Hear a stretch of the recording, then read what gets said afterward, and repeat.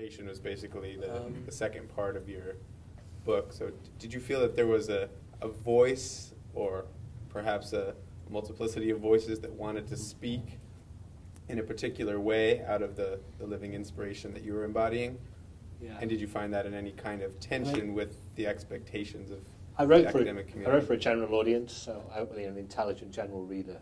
And then when it came to do my dissertation, I suppose I tried to adopt a more scholarly voice. So some of my dissertation is in part 2 of this book, and so I wrote an introduction for the dissertation that was more scholarly. I had more literature review and more references, and, in the chapters. So when it came to be a book, then the publisher was keen that it wasn't too academic, so I pulled out a lot of the more academic stuff.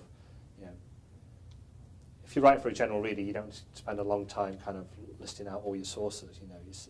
You just need to make your point. You shift from being the voice of the student who's honouring everything that's been written to being more the voice of authority, where you're informing someone.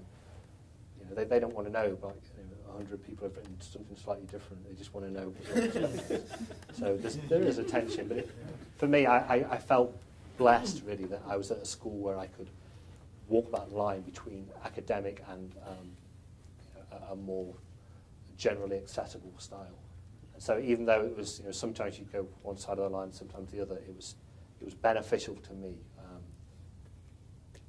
That's what I'd say.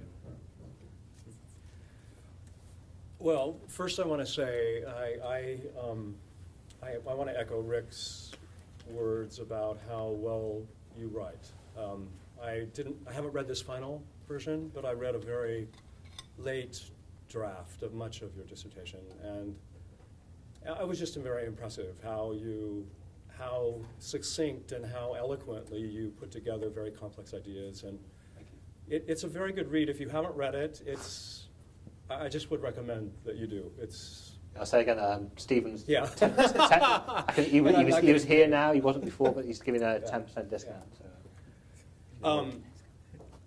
Yeah, and I just thoroughly enjoyed it, and I learned a lot from it. And of course, Keiron and I taught a class together in which we did the ancient vision of astrology, and I did that because that was part of my dissertation, and Keiron did the sort of modern paradigm science, and we kind of overlapped in Jung. And I just thought those two ways of looking were just so beautifully really reflective of each other. And so to your point about traditions, there is one there, but you were really specifically focused on elaborating a new way of thinking about it. Yeah, that's true. Yeah. But I just wanted to ask you, to Caleb's question, one of the major problems with astrology is the question of determination, fate, and things like that. And I know you've thought a lot about this, but I didn't hear you talk about it a lot. So could you kind of address how the new paradigm sciences? I mean, this idea of of Bohm's, about I can't remember the term. What is it that everything comes out of? The hollow movement. Yeah, the hollow movement. Right. That could be as deterministic in some ways as the one. The idea with Bohm is that reality unfolds, is unfolded and then enfolded back into the hollow movement. Yeah. And so what takes place in space and time then goes back into the hollow movement. It's not that everything is just coming out of the hollow movement and is this fated because it's just coming out in a certain way. There is this interaction, like a recursive enfolding and unfolding, so that at least for me, the actions that we take in the world of space and time have significance then for the whole, and then go back into the whole and inform then the next unfolding. I mean, for me, I personally have a sense of like a transcendent fatality informing some of my life at least, but there's nothing in astrology that is fatalistic. You don't look at your chart and think, oh, this tells me exactly how my life is going to be. But that's a separate question from whether there's any kind of fate. And so reiterate again and again that there's no fatalism in astrology. There's archetypal inclination and archetypal patterning that shapes things. But within that, as Rick's said this many times, that there's such a range, a multivalent range of expressions of how a particular archetypal pattern can be expressed, that it's not deterministic. And if you understand your archetypal pattern, then that informs your conscious decisions rather than limits them. But then the question of fate is another question, I think, and I think that's more down to a personal sense of how life unfolds. Okay. Yeah. I have one more question. So we all kind of gravitate towards PCC because I think everybody comes here with a seed or already fully embracing consciousness about the time that we live in and how we live on the edge of crisis and catharsis, and we're just at that time. Gordon calls great turning, whatever.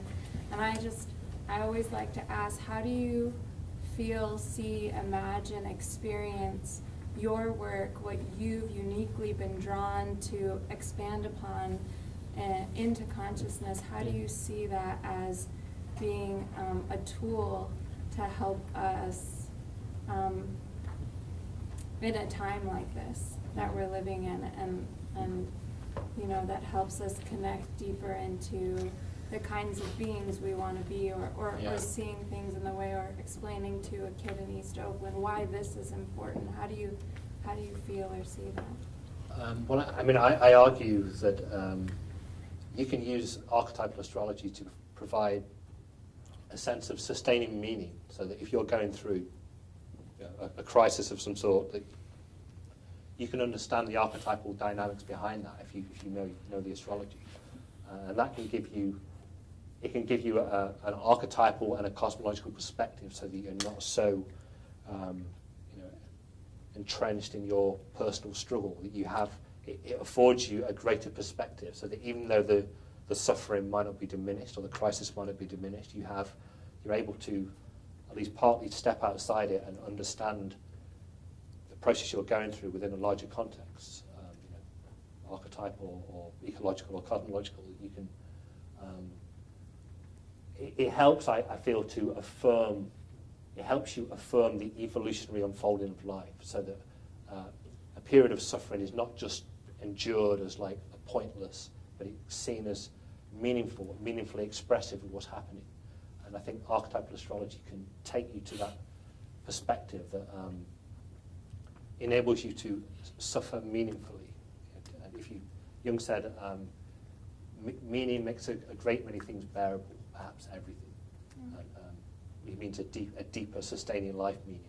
And that's what mythology does too. And so that's why I try to connect archetypal astrology to particularly Campbell and Jung's work in myth, to show how, whether to a mythic perspective, archetypal astrology could give you, help to inform your own hero's journey, your own life journey, to illuminate your individuation process, so or you have better insight to what's happening to you at any particular time. So it's not just a pointless period, of struggle, but it's I don't know. Everything can be seen as can be affirmed. My aim really was to try and promote a yay-saying approach to life. It's very Nietzschean, that you just accept and affirm everything that's happening to you as an expression of a deeper meaning, which is more or less impossible to do. But if you can aspire in that direction, then better for it. Really good question. I can tell you what it is doing for me in this time.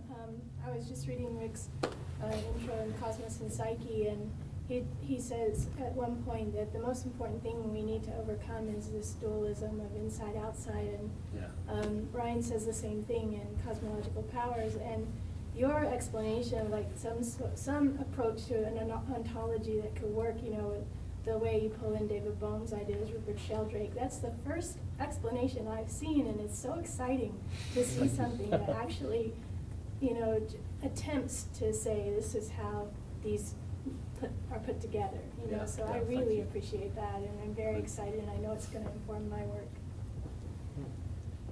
Okay, I remembered I broke off halfway through my thank yous, so I just want to complete it up again. I feared this might happen. I thought I should do it at the beginning.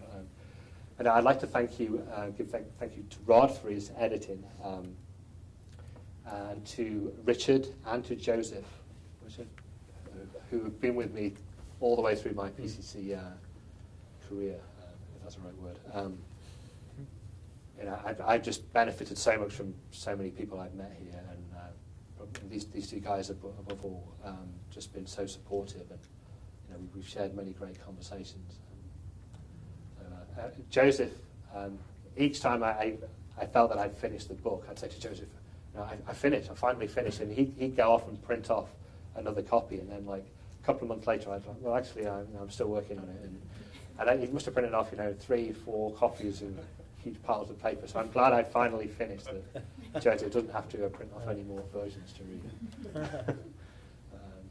So I'd like to say thank you to everyone who's involved in the field of archetypal cosmology. There are many, many people here. And so the Archive Journal, the second volume, which is the first issue that's in book format, is available for sale over there. And a big thank you really to my wife, who can't be here, who's really shared in the joy and suffering of writing this for 11 years. And also did a lot of valuable editorial work on the book. So I'm sure I've missed people, but just a big thank you really to the community. Thank you.